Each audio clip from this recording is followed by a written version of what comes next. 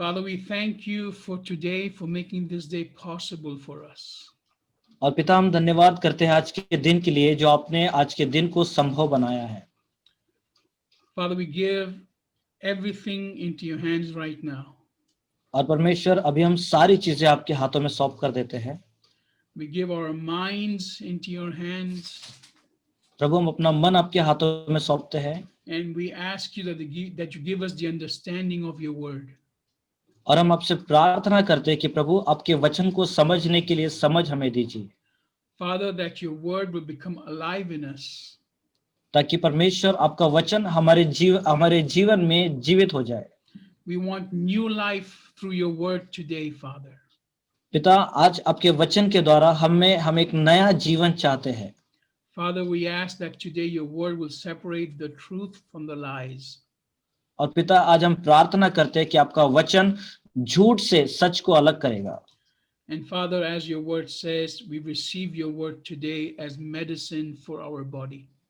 और परमेश्वर, जैसे आपका वचन कहता है उसी प्रकार से आज हम आपके वचन को हमारे शरीर के लिए एक औषधि के रूप में रिसीव करते हैं प्रभु। In Jesus' mighty name. यीशु के नाम से मांगते हैं, Amen. आमीन। आमीन। Last week we were looking at how to submit to ungodly authority. और पिछले सप्ताह हम लोग देख रहे थे इसके विषय में, ईश्वर रहित अधिकार को कैसे हम समर्पित हो जाए। And today we are going to focus on facing ungodly authority but inside the church. और आज हम जो ध्यान देने वाले हैं वो इस बात पर कि ईश्वर रहित अधिकार जो कलीसिया के अंदर है उसका सामना कैसे करें। So we saw last week that there are 3 types of authorities in our lives. और हमने पिछले सप्ताह देखा था कि हमारे जीवन में 3 प्रकार के अधिकार आते हैं। There is the godly authority and the ungodly authority. एक है ईश्वरीय अधिकार और एक है ईश्वर रहित अधिकार। And there is that godly authority that behaves ungodly like. और एक ऐसी ईश्वरीय अधिकार होता है जो ऐसा दिखाई देता है कि वह ईश्वर रहित अधिकार है। Sometimes we are shocked by how people inside the church behave in an ungodly way. और कभी-कभी हम लोग बहुत ही अचंभित हो जाते हैं यह देखकर कि कैसे एक ईश्वरीय व्यक्ति या परमेश्वर पर विश्वास करने वाला व्यक्ति वह ईश्वर रहित लोगों के समान बनकर दिखता है। See, we cannot be shocked when the world behaves in an ungodly manner. और हम कभी भी अचंभित नहीं हो सकते हैं जब संसार को देखते हैं कि वह ईश्वर रहित प्रकार से जीवन बिताते हैं। तो It is normal for the world and the government of the world to behave in an ungodly way. क्योंकि यह सर्वसाधारण है लोगों के लिए, संसार के लिए और संसार के जो सरकार है उसके लिए कि वह ईश्वर रहित प्रकार से दिखाई दे संसार में। The Bible is very clear that the world is an enemy against God. क्योंकि बाइबल बहुत स्पष्ट रूप से कहती है कि संसार परमेश्वर के विरोध में एक शत्रु के रूप में कार्य करता है। So let us not be shocked and focus on the way the government works. तो इसीलिए अचंभित ना हो इन बातों को देखकर जैसे कि सरकारें जो है काम करती है। But what does the Bible tell us on how to handle or to face the ungodly governments? लेकिन बाइबल हमें इसके विषय में क्या कहती है कि कैसे हम ईश्वर रहित सरकार के विरोध, ईश्वर रहित सरकार का सामना कर सके। Not only governments, but people in authority above us like teachers and bosses.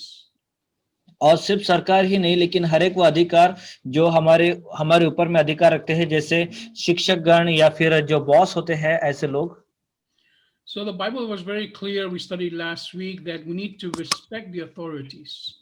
और बाइबल जो है बहुत स्पष्ट रूप से कहती है कि हमें हमारे अधिकारियों का आदर सम्मान करना चाहिए। That every authority that is above us has been placed by God. और हर एक अधिकार जो हमारे ऊपर में है वह परमेश्वर के द्वारा रखा गया है। And when we resist that authority, we are resisting God. और जब हम लोग उस अधिकार का विरोध करते हैं तो इसका अर्थ यह है कि हम परमेश्वर का विरोध करते हैं। Now, that does not mean then that when something is being done wrong, we just keep quiet. और इसका अर्थ यह भी नहीं है कि कुछ गलत हो गया और उस गलत बात को देखकर हम फिर भी शांत से हैं। God also wants us to speak out sometimes when there is injustice. और परमेश्वर हमसे यह भी चाहते हैं कि कभी-कभी जब हम अन्याय को होते हुए देखते हैं तो हमने बातें करना चाहिए। Bible says, "Blessed are the peacemakers." और बाइबल कहती है धन्य है वे जो मेल मिलाप करते हैं। So we have the responsibility to sometimes speak, but we are not allowed to talk against the authority. और बाइबल के अनुसार हमें यह अधिकार है कि हम कभी-कभी बातें कर सकते हैं, लेकिन हमें इस बात का अधिकार नहीं दिया गया है कि हम अधिकारियों के विरोध में बातें करें। And when I say speak against the authority, I mean to insult it and to have other people join you in insulting the authority. और अधिकार के विरोध में बातें नहीं करने का अर्थ मैं यह बताना चाहता हूं कि उन अधिकार को जो परमेश्वर ने आपके ऊपर रखा है उनका विरोध ना करे, मतलब उनको जो है इनका इंसल्ट ना करे, उनकी जो बेइज्जती ना करे। Let's go to 1 Timothy chapter 2. और आइए हम लोग देखेंगे पहला तीमुथियुस उसका 2 अध्याय।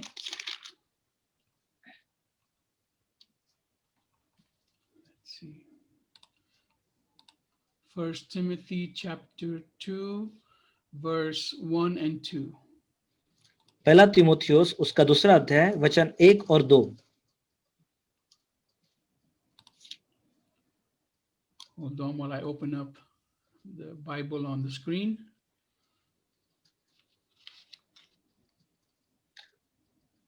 स्क्रीन पर बाइबल जो है वो खुल रहा है।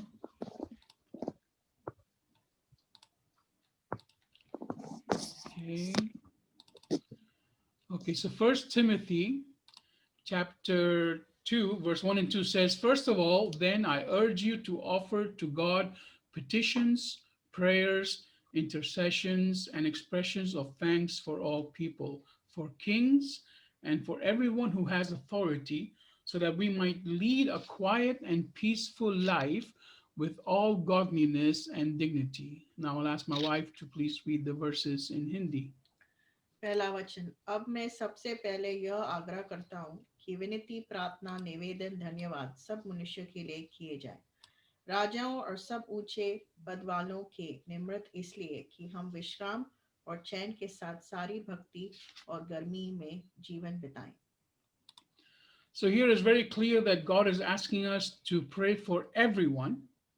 तो यहाँ पर बहुत ही स्पष्ट रूप से कहा गया है कि परमेश्वर हमसे चाहते हैं कि हम हर एक व्यक्ति के लिए दुआ करें। And very clearly he specifically says for kings and everyone who has authority over us. और यहाँ पर विशेष तौर से भी कहता है कि राजा और उन सब ऊंचे पद वालों के निमित्त भी कि हम उनके लिए भी दुआ करें। So instead of fighting against them and insulting them, we need to pray for them. और इसके बजाय कि हम उनके विरोध में झगड़ा या बलवा करें या उनका निरादर करें, परमेश्वर चाहते हैं कि हम उनके लिए दुआ करें, प्रार्थना करें। Now keep one thing in mind, that the authority they have is the authority that God has given them. और एक चीज को हमें अपने मन में रख लेना है कि वो अधिकार जो उनके पास है, वह अधिकार उन्हें परमेश्वर ने दिया है। And anything they do that is wrong, God is allowing it. और हर एक बातें जो गलत है जो वो करते हैं, इसका अर्थ ये है कि परमेश्वर ने उनको अनुमति देकर रखा है। In the book of Job, we see how God gave authority to Satan. और अय्यूब की पुस्तक में हम देखते हैं कि कैसे परमेश्वर ने शैतान को एक अधिकार देकर रखा था to touch Job's life, everything he had, but not to kill him. ताकि शैतान जो है अय्यूब का जीवन और अय्यूब से जुड़ी हुई हर एक बातें जो है उसको वो छुए, लेकिन सिर्फ उसके प्राण को ना छुए। So God is the one that puts a limit to what authority anyone has. तो इसका अर्थ यही है कि परमेश्वर जो है हर एक लोगों को जिन्हें वो अधिकार देता है उसमें एक सीमा भी बांधता है। Now the same idea also is inside the church. और यही जो विचार है वो कलीसिया के अंदर भी पाया जाता है। We are sometimes shocked at the way some leaders behave inside the church. और कभी कभी हम लोग बहुत ही अचंभित होते हैं यह देखकर कि अगुवे किस प्रकार से कलीसिया के अंदर अपना बर्ताव दिखा रहे हैं। Now, like I said last week, when you are in leadership, no matter what you do, somebody will be offended. और मैंने जैसे पिछले सप्ताह कहा था कि अगर आप अगुवाईपन में होते हैं तो कोई मायना नहीं रखता कि आप क्या करते हो, लेकिन आपके कार्य के द्वारा किसी ना किसी को बुरा भी लगता है। This is what leadership entails. You will, no matter what you decide, someone will not like you. और आप जैसे वो कहते हैं कि आपका अगुवाईपन, तो ये कोई मायना रखता कि आपने क्या किया है, लेकिन उसमें कोई ना कुछ ऐसे लोग होते हैं जिन्हें वो कार्य पसंद नहीं होता है। So before you take a step and want to become a leader, keep that in your mind that people will be offended by you. और इससे पहले कि जब आप ये निर्णय लेते हैं कि आप अगुवे बने, आपके मन में एक बात को पहले से रख लीजिए कि लोग आपके द्वारा बुरा मानेंगे। Now, when we are under authority, we respect the authority and we try to copy the authority. और जब हम अधिकार में होते हैं तब हम अधिकार का आदर करते हैं और हम अधिकारों का जो है अधिकारों की नकल करने की भी कोशिश करते हैं। The Bible says we need to imitate our authorities. और बाइबल कहती है कि हमें जो है हमारे अधिकार का को जो है इमिटेट करना है, मतलब उसके समान करना है। So if you are in a church or ministry where the leaders are not behaving in a godly manner, तो अगर आप ऐसी कलीसिया में हैं या ऐसी कोई जगह पर है जहां पर अगुवे जो है परमेश्वर के रूप से, परमेश्वर के अनुसार जीवन नहीं बिता रहे हैं, तो or the pastor is doing some things that you see are completely ungodly, और जहां पर आप देखते हैं कि पास्टर कुछ ऐसे काम करते हैं और आपको ऐसा लगता है कि वह जो है ईश्वर यह रूप में नहीं है, how do we handle this? तो इन बातों का सामना हम कैसे करते हैं? Do we go up and do we challenge them face to face? तो क्या हम लोग ऊपर जाकर उनको जो है चुनौती देते हैं मुंह के सामने, Do we do it in public in front of the whole church? या फिर हम लोग लोगों के सामने उनका निरादर करते हैं? Let's see what the Bible says about the authority inside the church. और आइए हम लोग देखेंगे कि बाइबल क्या कहती है कलीसिया के अंदर के अधिकार के विषय में। Because your opinion and my opinion has no value. क्योंकि आपका विचार और मेरे विचार का कोई भी मूल्य नहीं है। God will not judge us according to our emotions. और परमेश्वर हमें हमारी भावनाओं के अधिकार से, भावनाओं के कारण आपका न्याय नहीं करेंगे। God will judge us according to his word.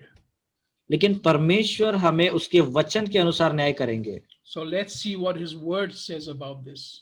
तो इसलिए आइए हम देखें कि परमेश्वर का वचन इसके विषय में क्या कहता है। Let's go to the book of Hebrews chapter 13. और आइए हम लोग पढ़ेंगे इब्रानियों उसका 13वें अध्याय में से।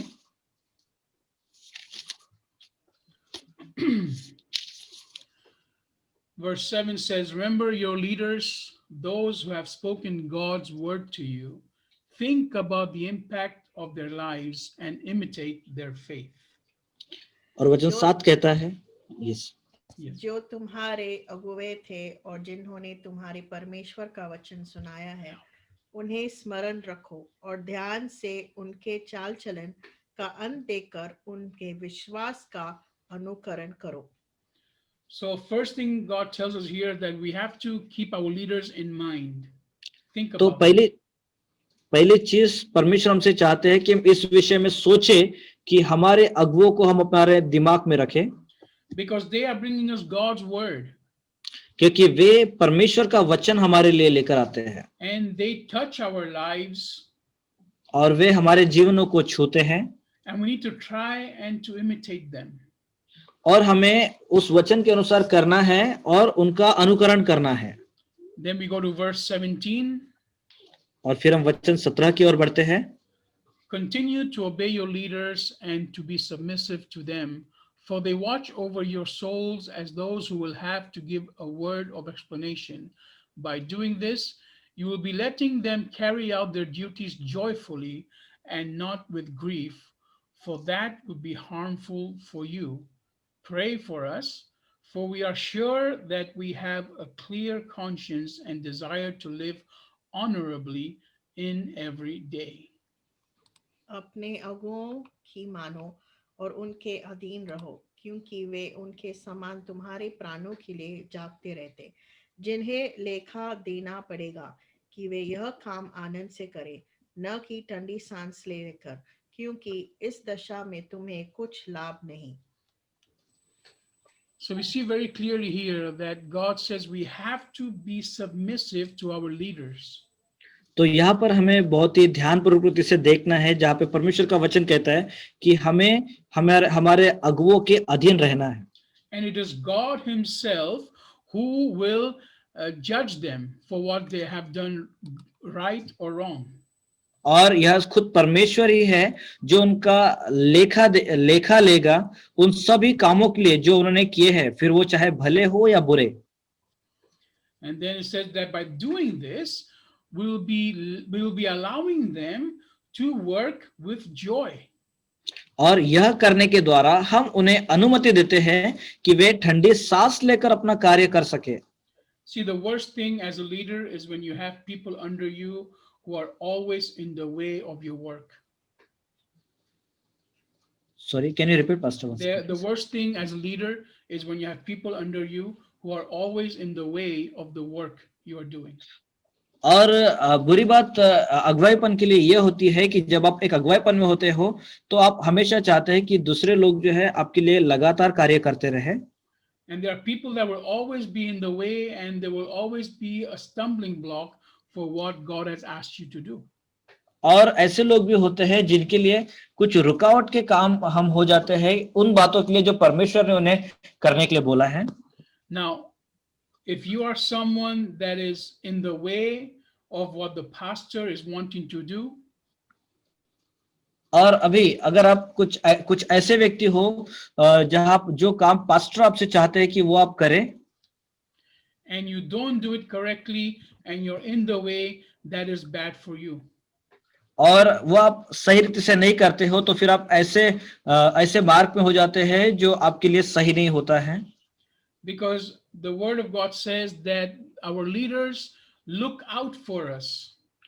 क्योंकि परमेश्वर का वचन कहता है कि हमारे अगुवे हमारी ओर देखते रहते हैं। Now in verse 18, Apostle Paul says, pray for us. और वचन 18 में परमेश्वर का दास पौलुस कहता है कि हमारे लिए प्रार्थना करते रहो, so that we have a clear conscience and desire to live in an honorable way. क्योंकि हमें भरोसा है कि हमारा विवेक शुद्ध है और हम सब बातों में अच्छी चाल चलना चाहते हैं। See, because here Paul knows that if you pray for the leaders, they will be strong enough to walk correctly. और यहाँ पौलुस कहते हैं कि अगर आप प्रार्थना करते रहेंगे तो आप इतने मजबूत हो जाओगे कि अपनी चाल चलन को आप संभाल कर चला सकते हो। When you pray for your leaders, they will walk correctly. जब आप अपने अगुवों के लिए प्रार्थना करोगे तो वो सही चाल चलेंगे। When you pray for your leaders, they will not be tempted to steal. और जब आप अपने अगुवों के लिए प्रार्थना करेंगे तो वो जो है चोरी करने की इच्छा नहीं करेंगे। When you pray for your leaders, they will have a word for you. और जब आप अपने अगुवों के लिए प्रार्थना करेंगे तो उनके पास आपके लिए परमेश्वर का वचन होगा। Let's go to 1 Peter chapter 5. और आइए हम लोग देखेंगे पहला पत्रस उसका 5वां अध्याय।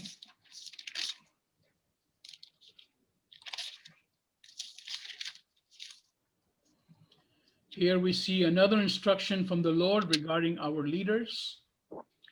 यहाँ पर हम लोग एक दूसरा निर्देश देखते हैं परमेश्वर की ओर से अगुवों के प्रति।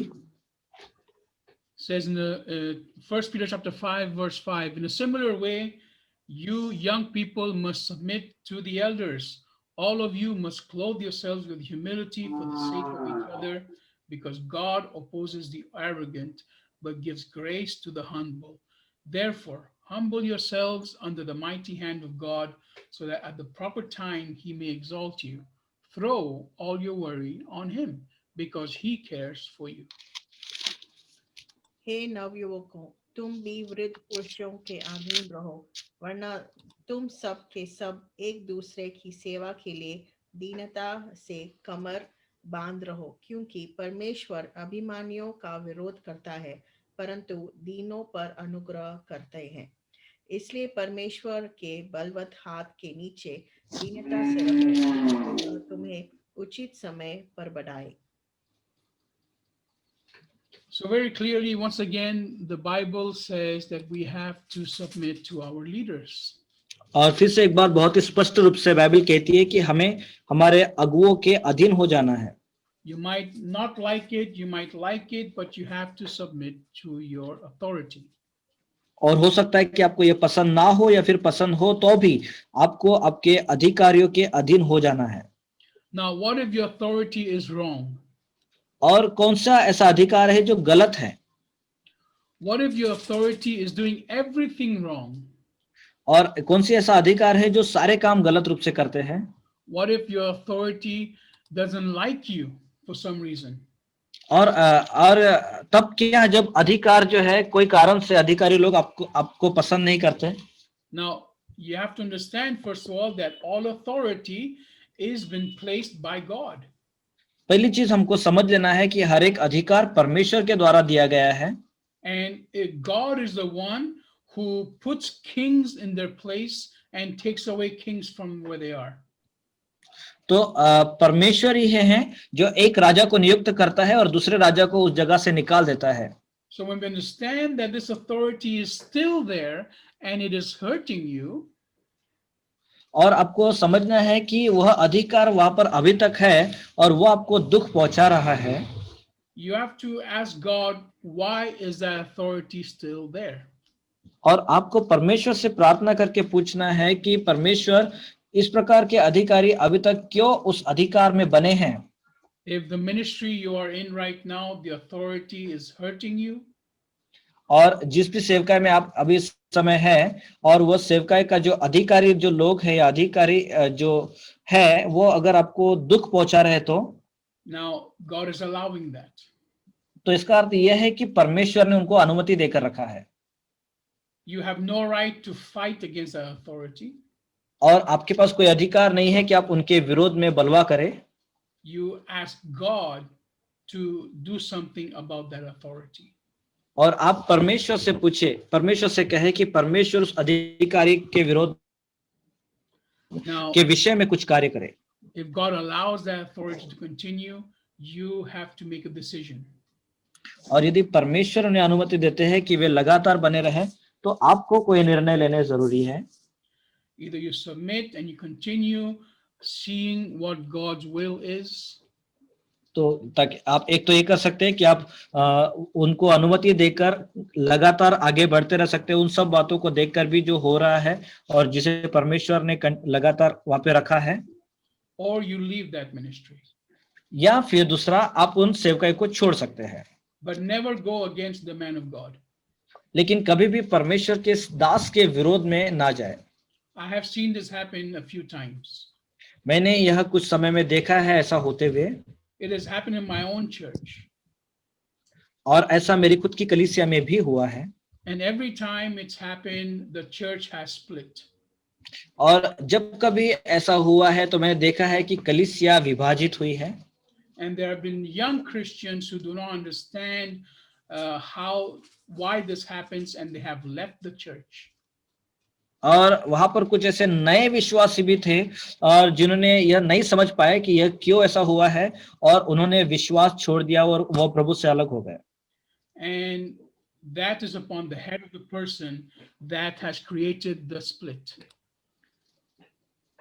Sorry, That can you is repeat upon the head of the person who has allowed the church to split.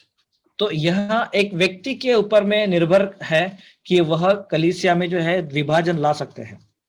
So we have to be careful how we react to authority that might be ungodly. और इसीलिए हमें बहुत ही सतर्क रहना है जब हम लोग ऐसे अधिकार के विरोध में या ऐसे अधिकारियों का सामना करते हैं जो ईश्वर रहित रूप से कार्य करते हैं। Now, our best example in the Bible about respecting authority that is not godly is David. और हम जो जो बहुत ही खास उदाहरण बाइबल में से देखते हैं जो ईश्वर रहित अधिकार का भी वो आदर करता है और वह उदाहरण है दाऊद का। Now, for the sake of time, I will not read all the verses. और समय के कमी के कारण मैं संपूर्ण वचनों को नहीं पढ़ूंगा। I will just tell you what they are so you can write them down if you're taking notes. और यदि आप लिख रहे हैं तो मैं आपको कुछ वचनों को बताऊंगा और आप उसको लिख लीजिएगा। First one is 1 Samuel chapter 24. पहला जो है वह पहला शमूएल और 24 उसका 24वें अध्याय से verse 2 to verse 8. वचन 2 से वचन 8 तक। And then is 1 Samuel chapter 26. और फिर उसके बाद पहला शमूएल उसका अध्याय 26 verse 7 to verse 12. वचन 7 से लेकर 12 तक। And then 2 Samuel और उसके बाद दूसरा शमूएल chapter 1 verse 14. पहला अध्याय वचन 14। Now I will explain a little bit of what happens in 1 Samuel chapter 24. तो मैं यहाँ पर अभी आपको समझाऊंगा कि पहला शमूएल 24वें अध्याय में क्या हुआ था। Now here we have the story of David and Saul. और यहाँ पर हम देखते हैं यहाँ पर एक कहानी है जो दाऊद और शाऊल के विषय में है। And here we see that Saul is the king and he is against David. और यहाँ पर हम देखते हैं कि शाऊल जो राजा है और वो दाऊद के विरोध में है। Now Saul has already done things against God. और शाऊल ने कुछ ऐसे काम किए हैं जो परमेश्वर के विरोध में थे। And God has already decided that David will be the next king. और परमेश्वर ने पहले से तय कर लिया था कि अगला जो राजा होगा वो दाऊद होगा। So Saul is very jealous of David and he wants to kill David. और इस कारण शाऊल जो है बहुत ही जलन रखने लगा दाऊद से और वो दाऊद को मार डालना चाहता था। So Saul actually was a king chosen by God and then he started doing things against God. और पहले शाऊल ही था जो परमेश्वर के द्वारा चुना हुआ राजा था लेकिन उसने परमेश्वर के विरोध में कुछ ऐसे कार्य किए। And David did everything right, but Saul still tried to kill him. और दाऊद ने सारे काम सही रूप से किए लेकिन फिर भी शाऊल उसको मारना चाहता था। So now David is running from Saul and he's hiding. और अभी हम देखते हैं कि दाऊद जो है वो शाऊल से भाग रहा है और अपने आप को छिपा रहा है। And in 1 Samuel 24, Saul took with himself 3,000 men to chase David. और यहाँ पर हम देखते हैं 24वें अध्याय में शाऊल ने अपने साथ लगभग 3,000 लोग लिए ताकि वे जो है दाऊद को पकड़ ले। And David would go and hide in different caves. और दाऊद जो है भागकर अपने आप को जो है अलग-अलग गुफाओं में छुपाता है। And one time the king went into one of the caves to use the toilet.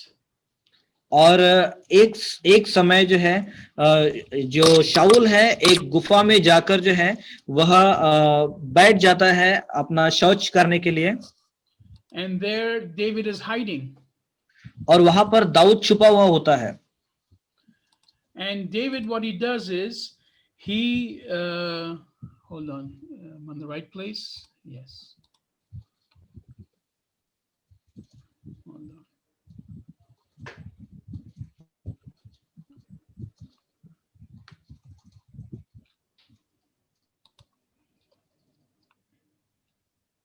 Yes, it's the right one, no? Yes. Yes, and so David goes behind him and he cuts off a piece of Saul's robe. और हम देखते हैं कि दाऊद भी उसके पीछे जाता है और उसके कपड़े का एक छोर को जो है वो काट लेता है। And then the king doesn't realize anything and he goes outside the cave. और यह बात राजा शाऊल को मालूम नहीं पड़ती और फिर वह उस गुफा से बाहर निकल जाता है। And then David, once the king is outside, shows him the piece of cloth and said, and to show him that I could have killed you if I wanted to. और फिर दाऊद थोड़े समय के पश्चात जो है उस राजा के पीछे जाकर उससे कहता है कि देखो मेरे पास जो है ये कपड़ा है, वो चिन्ह है कि परमेश्वर ने तुम्हें मेरे हाथ में दे दिया था और मैं तुमको मार भी सकता था।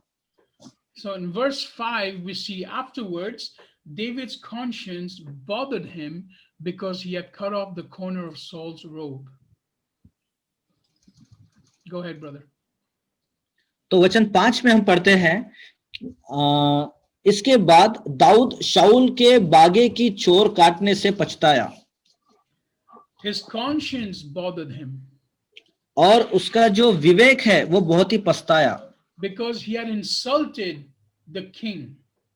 क्योंकि उसने राजा का जो है अनादर किया था। Here, David did not attack the king. और यहाँ पर दाऊद ने राजा पर जो है चढ़ाई नहीं की, He only took that piece of cloth to insult him and make him look like a fool. और उसने सिर्फ यह किया कि उसके कपड़े के एक छोर को काटा और उसको यह दिखाने की कोशिश की कि वह एक मूर्ख व्यक्ति है। And David's conscience was hurt. और इसके द्वारा जो है दाऊद का जो विवेक है वो बहुत ही दुखित हो गया। And then in verse 6 he says, God forbid that I should do this thing to your majesty, the Lord's anointed, by stretching out my hand against him, since he is the Lord's anointed. Go ahead, brother. First you read verse 7, right? Sorry, verse 6. Verse 6. वह अपने जनों से कहने लगा, यहोवा न करे कि मैं अपने प्रभु से जो यहोवा का अभिषिक्त है ऐसा काम करूं कि उस पर हाथ उठाऊं, क्योंकि वह यहोवा का अभिषिक्त है।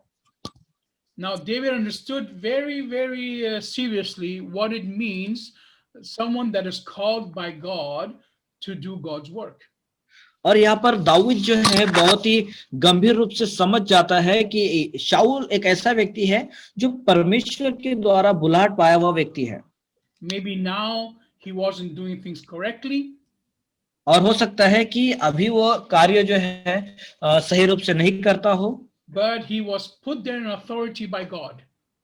लेकिन उसे जो अधिकार दिया गया है वो परमेश्वर की ओर से है। And David has to respect that. और दाऊद को जरूरी है कि उसका आदर करे। David had all the right to kill Saul. और दाऊद के पास पूरा यह अधिकार था कि वह शाऊल को खत्म कर सके। Everyone would have supported David if he killed Saul. और सभी ने जो है दाऊद का सपोर्ट किया होता शाऊल को खत्म करने के लिए। No one would have spoken against David if David killed Saul. और यदि दाऊद ने शाऊल को मारा होता तो उसके विरोध में कोई भी उससे कुछ नहीं कहता था। But David knew that you cannot go against a man of God.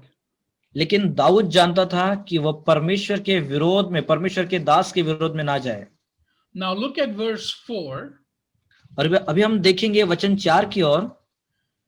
David's men told him, look, today is the day about which the Lord spoke to you when he said, I'll give your enemy into your hand. तब दाऊद के जनों ने उससे कहा, सुन, आज वही दिन है जिसके विषय यहोवा ने तुझसे कहा था, मैं तेरे शत्रु को तेरे हाथ में सौंप दूंगा कि तू उससे मनमाना बर्ताव कर ले। तब दाऊद ने उठकर शाऊल के बागे की छोर को छिपकर काट डाला। So we see that his own people were encouraging David using the word of God to kill Saul.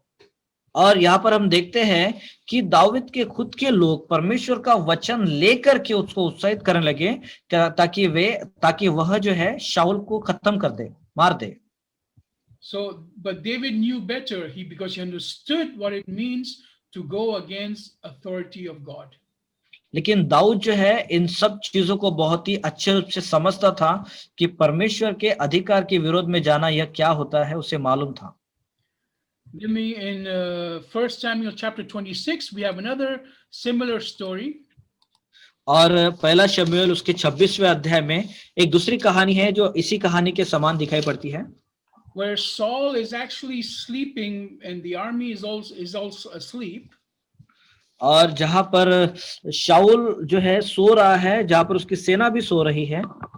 And David goes and takes Saul's spear and drinking bottle.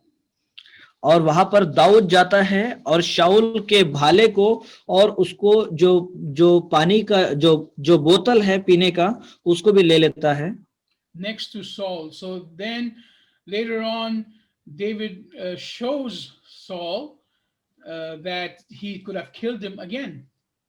और इसके बाद वह फिर से दिखाता है दाऊद उसे कि वह शाऊल को फिर से मार सकता था Now, again, in verse 8, in chapter 26, we see that his own people are encouraging David to kill Saul. और फिर से हम लोग पहला शमूएल 26वें अध्याय के वचन 8 में देखते हैं दाऊद के लोग उसे उत्साहित कर रहे हैं कि वो शाऊल को मार डाले In verse 8, it says, Abishai told David, today God has delivered your enemy into your hand. और वचन 8 में लिखा हुआ है 26 के तब अभिषय ने दाऊद से कहा परमेश्वर ने आज तेरे शत्रु को तेरे हाथ में कर दिया है And then verse 9, David answers, don't destroy him. Who can raise his hand to strike the Lord's anointed and remain innocent?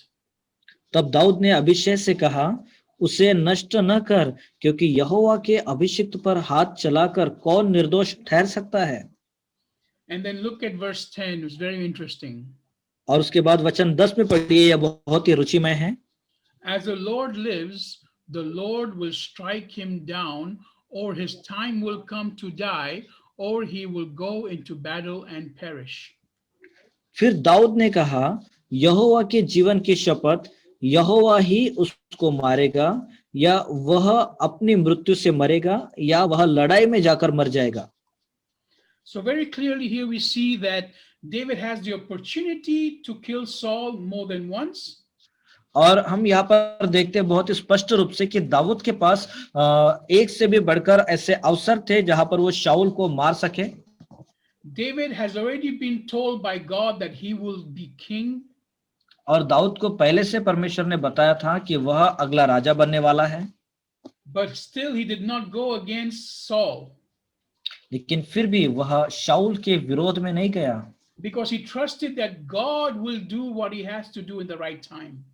क्योंकि उसने विश्वास किया था कि परमेश्वर करेगा जो परमेश्वर को करना है उसके सही समय पर If you read the 1st and 2nd Samuel, और यदि आप पहला शमूएल और दूसरे शमूएल की किताब को अच्छे से पढ़ेंगे तो you will see how Saul was a chosen man from God.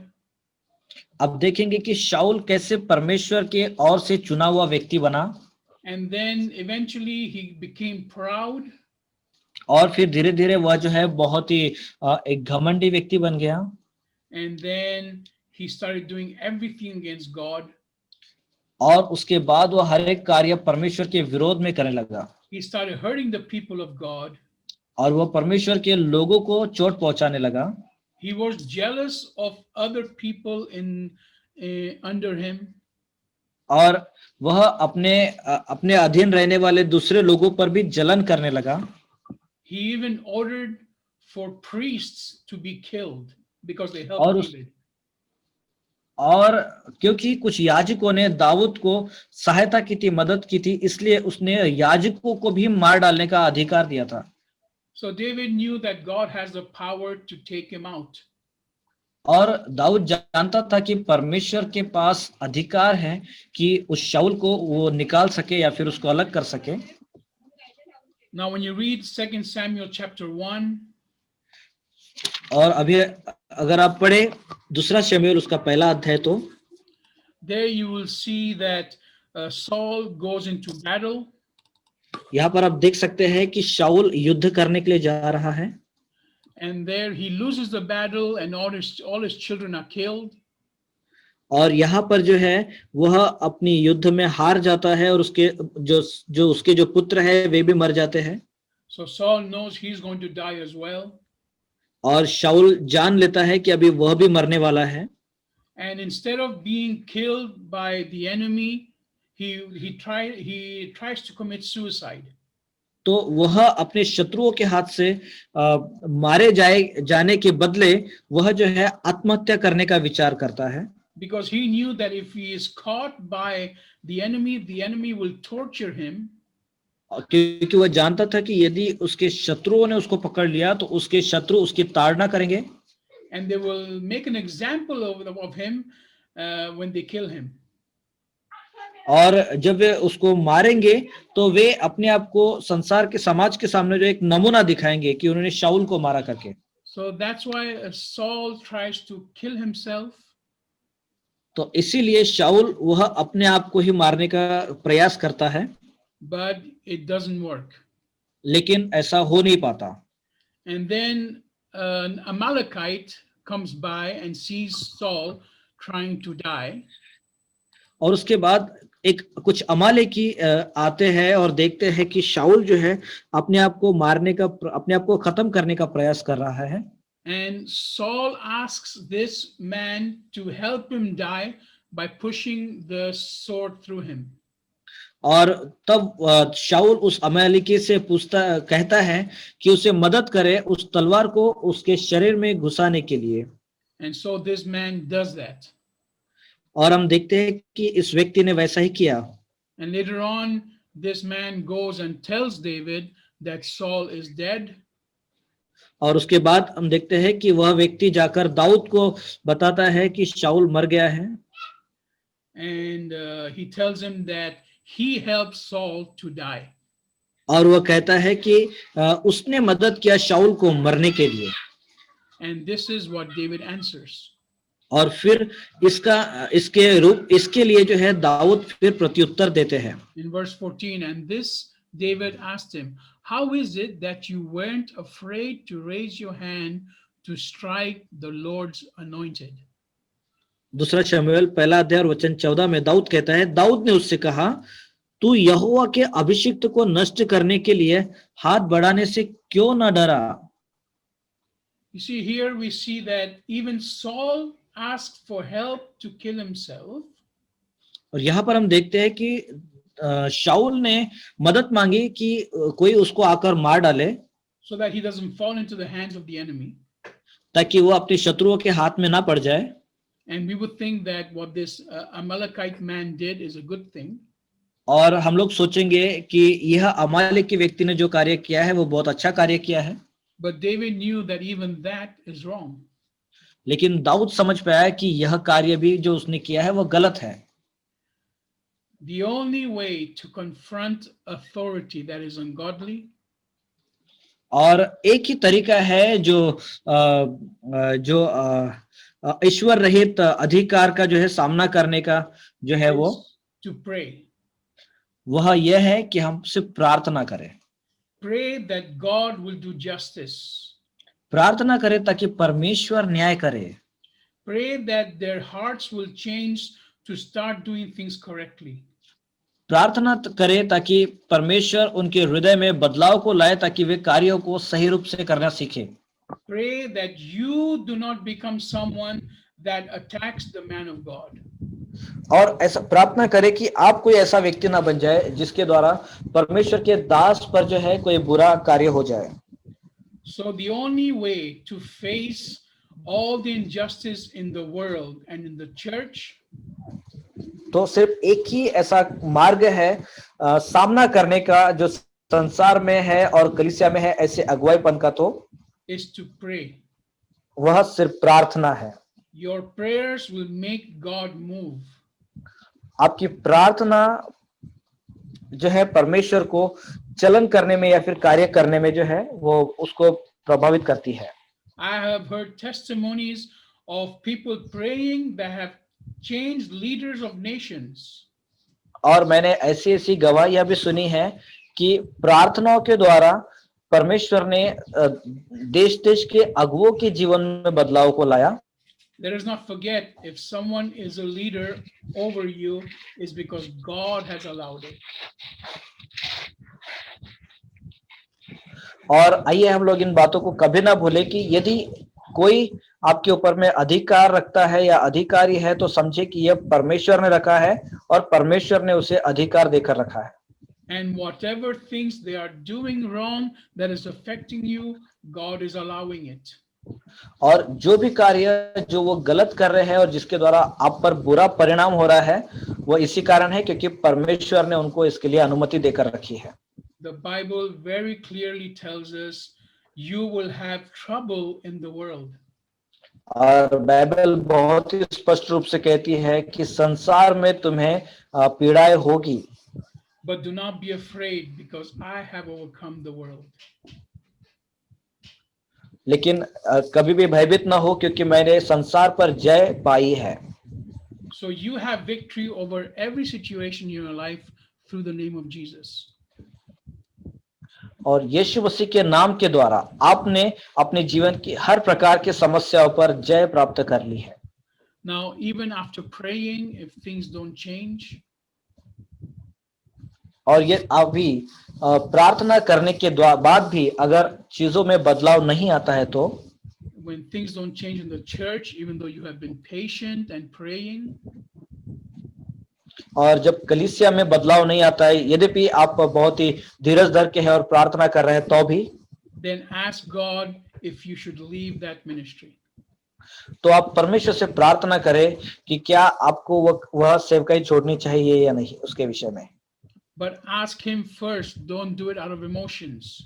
और यह काम पहले करें, मतलब पहले परमेश्वर से प्रार्थना करें, कोई भी कार्य अपनी भावनात्मक रूप से जो है निर्णय लेकर ना करें।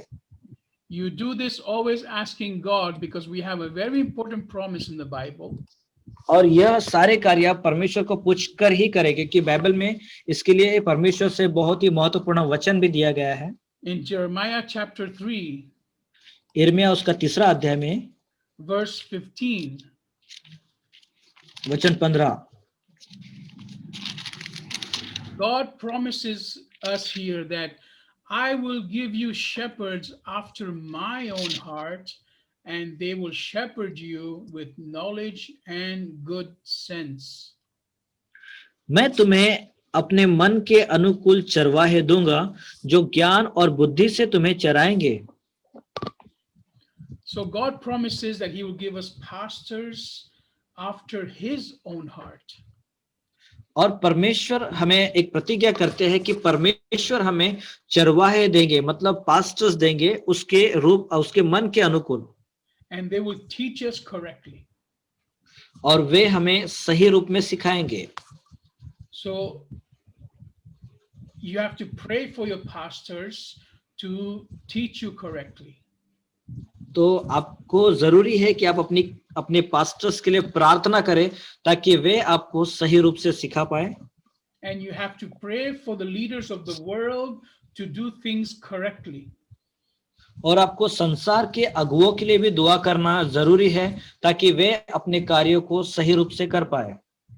This is the best way to submit to any authority we have. और यही एक बहुत ही उत्तम तरीका है उन सभी अधिकारों को जो हमारे ऊपर में रखे हैं, हम अपने आप को अधीन करने का। Let us pray now. आइए हम लोग प्रार्थना करें। Father, I thank you for your word. और पिता, हम धन्यवाद करते हैं आपके वचन के लिए। I thank you, Father, that your word separates the truth from the lies. और पिता, मैं धन्यवाद करता हूँ आपके वचन के लिए जो सच को झूठ से अलग करता है। I thank you, Father, that your word gives me the strength to do what is right. और मैं धन्यवाद करता हूँ आपके वचन के लिए जो मुझे बल देता है वह कार्य करने के लिए जो सही कार्य है। Father, I pray that you will help the world leaders to do things correctly according to your will. और पिता, मैं प्रार्थना करता हूँ कि आप संसार के अगुवों को मदद करें ताकि वे अपने सभी कार्यों को सही रूप से कर पाए। And I pray for the church leaders that they will have your heart. और मैं प्रार्थना करता हूँ कलीसिया के अगुवों के लिए कि उनमें आपका सा हृदय हो। That they will teach the sheep with understanding and knowledge. ताकि वे अपने भेड़ों को बुद्धि और समझ के द्वारा सिखा सके। I pray that today's word will encourage us to pray more for our leaders. और मैं प्रार्थना करता हूँ कि परमेश्वर का वचन हम सभी को उत्साहित करे ताकि हम अपने अगुवों के लिए प्रार्थना कर पाए। And Father, forgive us if we have spoken against our leaders. और पिता हमें क्षमा करना यदि हमने अपने अगुओं के विरोध में बातें की हो तो। Forgive us, Lord, for not being a good example of being submitted to our leaders. और पिता हमें क्षमा करना, हमें एक अच्छा उदाहरण नहीं बनने के लिए कि हम अपने अगुओं के अधीन हो पाए। Give us the strength to be humble so that you can exalt us in the right time. परमेश्वर हमें बल दे ताकि हम अपने आप को नम्र करें और आप हमें सही समय में ऊंचा उठाए। Amen. आमीन। Now, I want to make one thing clear before we finish. और हम समाप्त करने से पहले मैं एक चीज को स्पष्ट करना चाहता हूँ। David, in the story we read, he could have killed Saul. इस कहानी में जब हमने पढ़ा तो दाऊद जो है वो शाऊल को खत्म कर सकता था। And he said, I will not raise my hand against a man of God. और लेकिन वो कहता है कि मैं परमेश्वर के दास के विरुद्ध में अपना हाथ नहीं उठाऊंगा। Now, we can raise our hands against a man of God with our words. और हम जो है अपने हाथों को परमेश्वर के दास के विरोध में उठा सकते हैं, वो अपने शब्दों के द्वारा। It is the same thing, it is the same idea that when we speak against our leaders, we are raising our hands against them. और यह वह सेम विचार है या फिर वही बात को दर्शाता है कि अगर हम अपने मुंह से कोई ऐसी बातें अपने दासों के विरोध में करते हैं, इसका अर्थ यह है कि हम उनके विरोध में अपने हाथ उठा रहे हैं। Now, anyone that knows me knows that I have been under authority for many years. और हर कोई व्यक्ति जो मुझे जानता होगा वो जानते होंगे कि मैं काफी सालों से अपने अधिकार में हूँ। I have been in a church training for many years, and anyone that knows me from that time will tell you I was submissive at all times. और मैं कलीसिया के अगुवाईपन में भी था और कुछ भिन्न भिन्न अगुवाईपन में था, और हर एक व्यक्ति जिन्होंने मुझे देखा है बहुत लंबे समय से वे जानते हैं कि मैं अपने अगुवों के हमेशा अधीन रहा हूँ। And because of that, God did things in a perfect timing, in a perfect way. और इसी कारण से परमेश्वर ने मेरे जीवन में जो है बहुत ही अच्छे रूप से जो है मेरे जीवन में अच्छे कार्यों को किया है। So I encourage you to wait on the Lord, and He will exalt you in the right time. तो इसीलिए मैं आप सभी को उत्साहित करता हूँ कि परमेश्वर का इंतजार करें और वह आपको सही समय में ऊंचा उठाएंगे। The Bible says that God resists the proud. परमेश्वर का वचन कहता है कि परमेश्वर घमंडियों का विरोध करता है। So we encourage you to be humble and to let God be God. और इसीलिए मैं उत्साहित करना चाहता हूँ कि आप अपने आप को नम्र करें ताकि परमेश्वर आपको सही समय पे उठाए। God bless you. परमेश्वर आप सभी को आशीष दे।